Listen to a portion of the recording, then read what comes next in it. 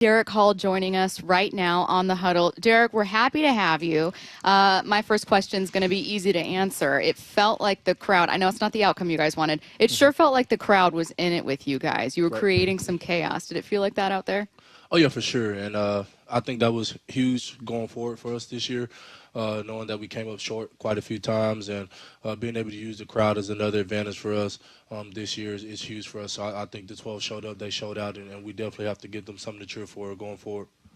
Is it so loud that you have to use, like, hand signals on defense? Is that?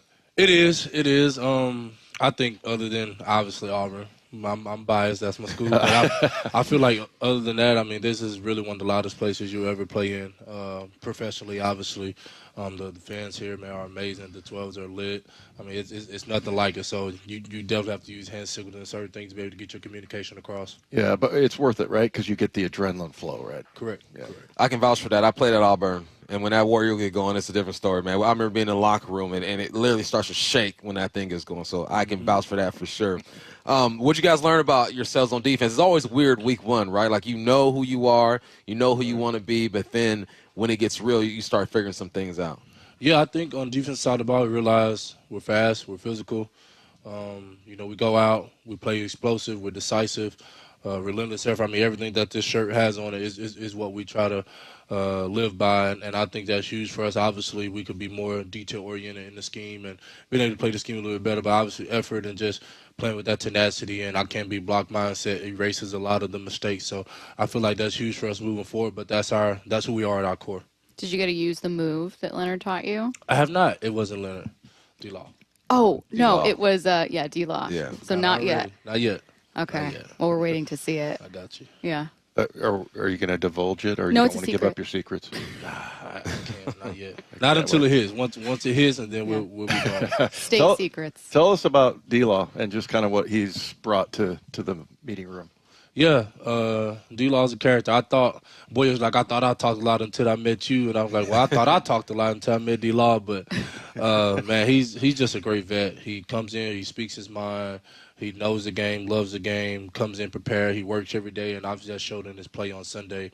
So, I feel like he gives us a really, really good chance moving forward in the defensive line room, just with the age, number one, the football IQ, being able to help with schematic stuff, and being able to just go out and do what he does best, and that's make plays.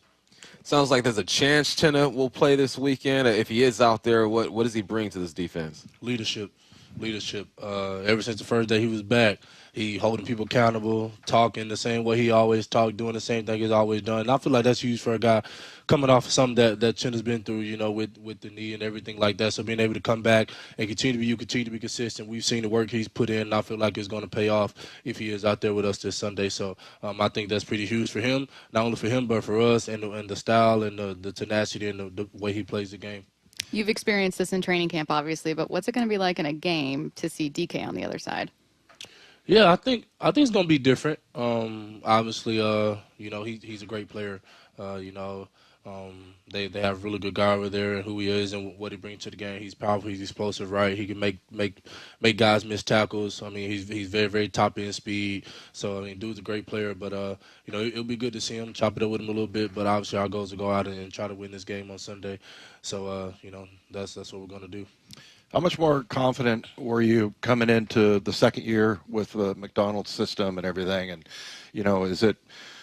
did you feel the difference of coming back and just being familiar with the defense and not even having to really think about it and start to, like, improve things in your game? Oh, for sure. That's huge. Like, that was night and day difference. Last year we spent a lot of time on scheme and trying to figure out how to play the scheme best and how we're going to put it in and different like that. This year, starting from the jump, it'll take to spend a lot more time on details. How can we help grow our game? What's things that we can do within the scheme to help us go out and steal ops? Like, what plays do we know based off the formation in the backfield set that we're getting that we know, okay, we can shoot this gap and take this opportunity and go make a play. So I think that's huge. Once you boil out down, you know what you're doing, you know what to expect. So being able to go out and steal those opportunities, being able to figure out what can I do to help grow my game within this scheme, whether that be, my feet, my hands, how do I see this formation-wise. So just being able to clear your head on all that and be able to gather in on how can you become a better player, I think that's huge going into year two. I usually start the game in the press box, but near the third, I'm walking around. I like to feel the game and feel the energy. it didn't feel like a regular week 1 game when I was out there. Was that the feeling you guys had too? Oh yeah, for sure. I think the goal and the mindset of us every game is to start fast, and I think the whole thing about it, man, it just felt so weird because like you said, it wasn't like a fill out game, man. Teams are throwing blows. We're out there, hard hat on hard hat, trying to go out and put our best foot forward to get a win and be successful. So I feel like that was a tough part about week 1. We felt like we put ourselves in position to go out and win the game, and when that doesn't happen, right, it kind of hurts and it kind of sucks. But man, I felt like you're completely right about that. It felt like a late season divisional game, or even maybe some may extend it to a playoff type caliber game. Going from a lot of love with your home crowd to being on the road against a tough opponent early. Do you like playing on the road? Like sometimes being in enemy territory and kind of feeling an antagonistic crowd? It's different. What's it like? Me personally, I like the noise on defense side of the ball because Okay. it's like you say, you get that adrenaline rush. You just like, I can't hear nothing. Like it's insane. But being able to be on the road and be a little quiet, it also helps you hearing things.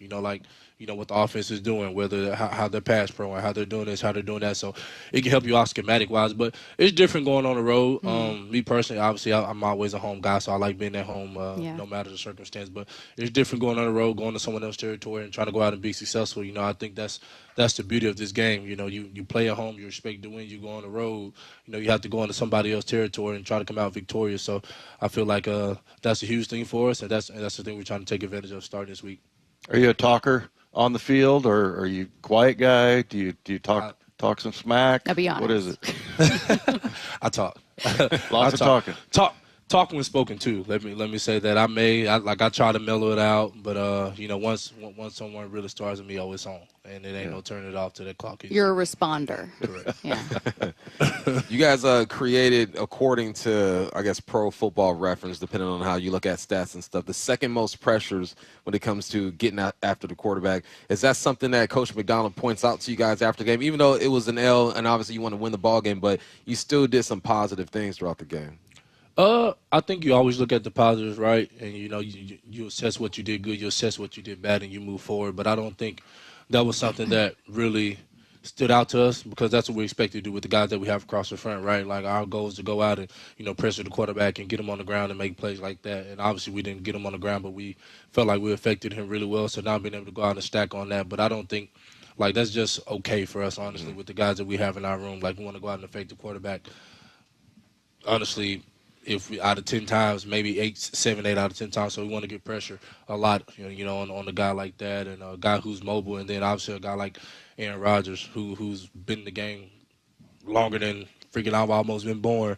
So Tell him that. I think it's huge to get pressure on him. Don't let him sit back there and be a traditional pocket passer in what he is and be able to affect him mentally as far as that part goes. All right, these guys are back out there. Derick Hall, the rest of the Seahawks defense on Sunday, 10 a.m. start against the Steelers.